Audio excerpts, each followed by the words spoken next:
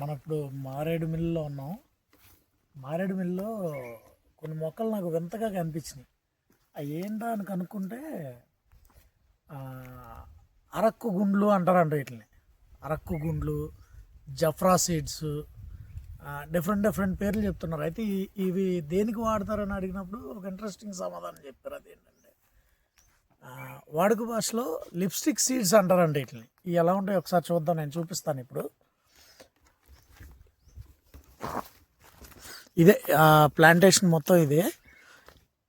ఇక్కడ చాలా తోటలు ఉన్నాయి. ఇక్కడ ఎకరాలకు ఎకరాలు పండిస్తున్నారు.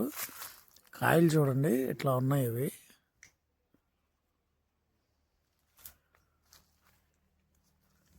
వీటిని లిప్స్టిక్ సీడ్స్ అంటారట. కాస్మెటిక్స్లో న్యాచురల్ కలర్ కోసం వాడతారట. దీని లోపల గింజలు రెడ్ కలర్లో ఉంటాయి. ఈ మధ్యన బాగా ఫేమస్ అయింది ఇది. ఎందుకు అంటే ఆర్టిఫిషియల్ కలర్స్ వల్ల స్కిన్ ప్రాబ్లమ్స్ కూడా వస్తున్నాయి, బ్యాక్టీరియల్ ఫంగల్ ఇన్ఫెక్షన్స్ వస్తున్నాయి అని చెప్పి న్యాచురల్గా వాడాల్సిన ప్రతి దానికి కూడా ఈ సీడ్స్ వాడుతున్నారు కలర్స్కి. నాకు ఎందుకో ఇది చూపించాలనిపించింది, అందుకే పని కట్టుకుని ఒక ప్లాంటేషన్ లోపలికి వచ్చాను. ఇదంతా ప్లాంటేషన్ చాలా ఉంది ఇక్కడ. కొండల కింద కూడా పైనుంచి చూడడానికి మాత్రం చాలా అద్భుతంగా ఉంది అసలు సీనరీ ఇది. చూడండి ఇదంతా కూడా ఇదే పంట. మీరు జఫ్రా సీడ్స్ అని టైప్ చేయండి, గూగుల్లో మీకు ఇమేజెస్ వస్తాయి. పక్కన మంచి మంచి కాలువ కూడా పారుతుంది. చూడడానికి కూడా అద్భుతంగా ఉంది లొకేషన్. ఎంత మంచి లొకేషన్లో వీళ్ళు పండించే పంటలు కూడా డిఫరెంట్గానే ఉన్నాయి. కాయలు అంటే కాయకు వద్దాం అనిపిస్తుంది, కానీ ఏమైనా ముళ్ళు లాగా ఉన్నాయి, ఏమైనా గుచ్చుకుంటాయేమో అని కొంచెం భయంగా ఉంది.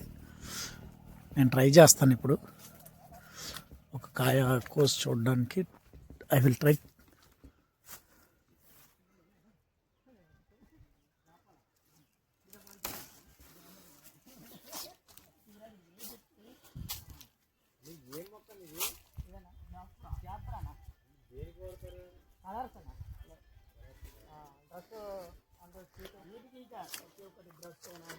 ఇదిగోండి కాయ ఇట్లా ఉంది. ఇది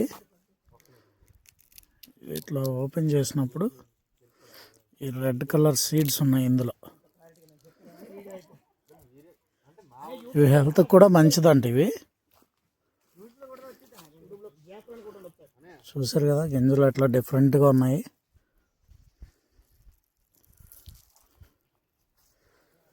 ఇట్లా పైగా వీటిలో యాంటీ ఆక్సిడెంట్స్ కూడా చాలా ఎక్కువగా ఉంటాయట. ఇవన్నీ గింజలు చూడడానికి మాత్రం భలే ఉన్నాయి ఇవి. చేతి నిండా రెడ్ కలర్ వచ్చేసింది. టచ్ చేస్తేనే రెడ్ కలర్ వచ్చింది. న్యాచురల్ కలర్ అని ఎందుకంటారంటే దీన్ని లిప్స్టిక్గా కూడా వాడతారట. ఐ మీన్ లిప్స్టిక్గా అంటే లిప్స్టిక్స్ మ్యానుఫ్యాక్చరింగ్లో వాడతారు ఇదే కలర్ని. నాకు నిన్నటి నుంచి చూస్తూ ఉన్నాను, నిన్న మారేడుమిల్లి ఇవన్నీ తిరుగుతూ ఉన్నాను కదా, నిన్నటి నుంచి ఇది ఏంటి అనేది తెలుసుకుని ఇది ఏంటి అనేది అందరికీ చెప్పాలని మంచి కుతూహలంగా ఉంది నాకు. ఎందుకంటే నేను ఫస్ట్ టైం చూసాను, ఎప్పుడు చూడలేదు ఇది.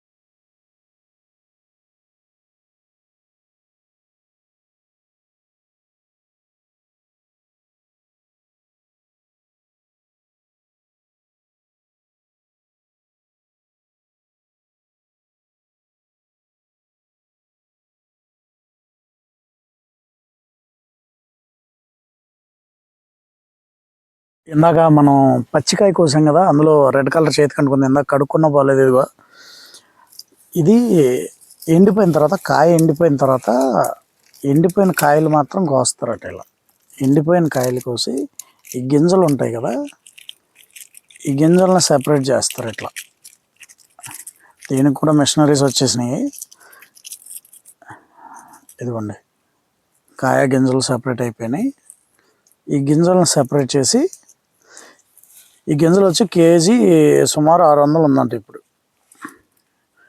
ఈ పంట కొంచెం డిఫరెంట్గా ఉంది, నేను ఎక్కడ చూడలేదు, ఇక్కడే చూశాను. ఇవి కూడా ముట్టుకుంటే రెడ్ కలర్ వస్తున్నాయి. ఇది అసలు పంట దిగుబడి. బాగా ఎండిపోయిన కాయలను తీసుకొని వాటి నుంచి గింజలను సపరేట్ చేసి వాటిని కేజీల లెక్కన మార్కెట్కి పంపిస్తారు. ఎవరైనా వ్యవసాయం మీద ఇంట్రెస్ట్ ఉన్న వాళ్ళు ఎవరైనా ఉంటే కనుక ఈ పంట కూడా ట్రై చేయొచ్చు. దీనికి జూన్ నెలలో వర్షాలు పడతాయి కాబట్టి జూన్ జూలై నెలలో ఆ వర్షాకాలంలో ప్లాంటేషన్ వేస్తారు. 3 సంవత్సరాలు, సుమారు 3 సంవత్సరాలకి ఇది పంట కాపుకు వస్తుంది. కాపుకు వచ్చిన తర్వాత మీకు ప్రతి సంవత్సరం ఎల్డింగ్ వస్తుంది. సేమ్ కోకో టైప్లోనే 15 సంవత్సరాలు 20 సంవత్సరాల వరకు కూడా ఈ చెట్లు అట్లాగే ఉంటాయి. అయితే పంట కోసేటప్పుడు మాత్రం ఆ పంట ఏ కొమ్మ నుంచి అయితే కోసారో ఆ కొమ్మను నరికేస్తున్నారు. ఇక్కడ ఆ కొమ్మను నరికేస్తే మళ్ళీ ఫ్రెష్గా కొమ్మలు వస్తున్నాయి. ఫ్రెష్గా వచ్చిన కొమ్మల నుంచి మళ్ళీ నెక్స్ట్ పంట దిగుబడి వస్తుంది. ఆదాయం కూడా ఇప్పుడు వాళ్ళు చెప్పిన రేటు ప్రకారం అయితే ఆదాయం కూడా బాగానే ఉంది. ఎకరానికి ఇంచుమించు 80,000 లక్ష రూపాయలు సుమారుగా ఆదాయం వస్తుంది. సో ఎవరైనా వ్యవసాయం మీద ఇంట్రెస్ట్ ఉన్న వాళ్ళు ఎవరైనా ఉంటే ఇలాంటి పంటలు కూడా ట్రై చేయొచ్చు వర్షాలు తక్కువగా ఉన్న ప్లేసెస్లో.